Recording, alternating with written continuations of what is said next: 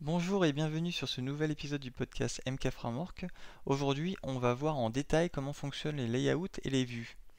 Alors, dans un premier temps, je vais créer une petite application. Je vais appeler mon application. Je crée une application vide. Donc là, on va voir justement mon application avec la vue index. Alors, déjà, on va regarder un petit peu comment est structurée l'application.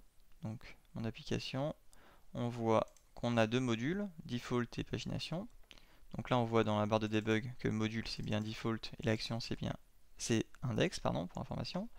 Donc si on ouvre main, donc le module défaut comme indiqué ici, et l'action index comme indiqué ici, on voit que l'on instancie une vue, un objet vue, qui s'appelle défaut index. Donc défaut pour le module défaut et index pour le nom de la vue en question. Donc là c'est module défaut et la vue c'est index.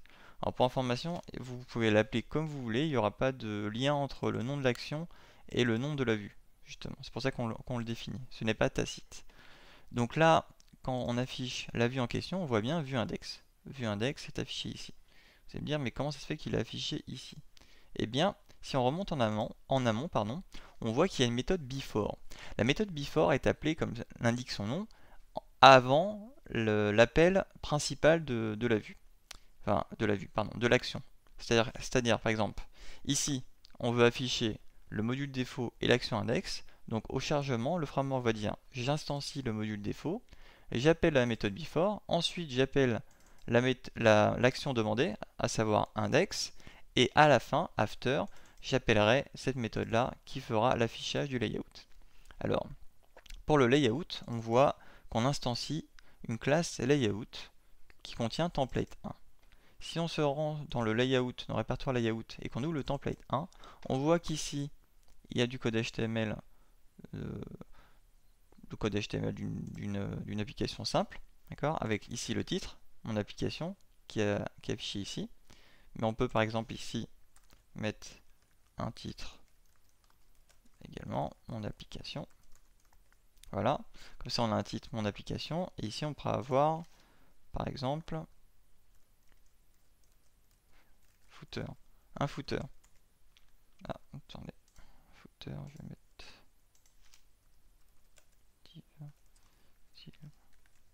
clair, bof. Voilà. Ici on aura un footer. Donc en fait le layout c'est le template principal de votre site. C'est-à-dire qu'ici on va définir les zones. Donc ce que je vais faire ici c'est que je vais rajouter un bord, une bordure justement de couleur. Donc je vais mettre border 1 pixel solide green. Voilà. Et sur la classe contente, je vais mettre du bleu, pardon. Voilà. Donc ici on se retrouve avec une partie verte ici qui est notre menu. D'accord. Donc là ici si je mets mon menu, on verra mon menu. D'accord. Ensuite on charge l'emplacement mémoire appelé menu. Mais ici il n'y a rien qui est chargé dans le menu. Et enfin ici donc dans contente, on va mettre h2 contenu.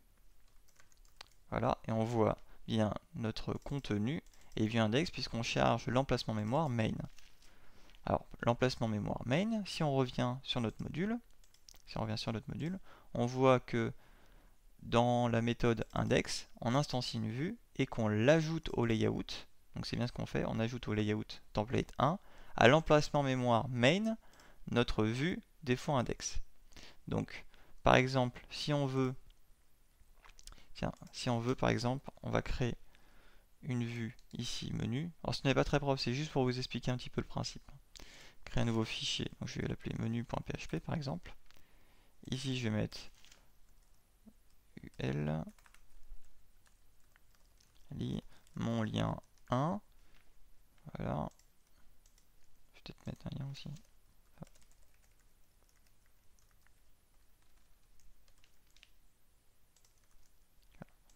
Je vais mettre plusieurs liens. Voilà. Donc là, on a bien un semblant de menu, d'accord.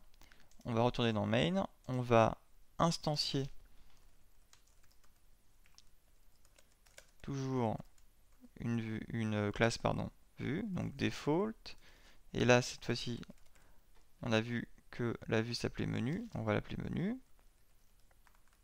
Et on va demander au layout d'ajouter à l'emplacement menu notre nouvelle vue.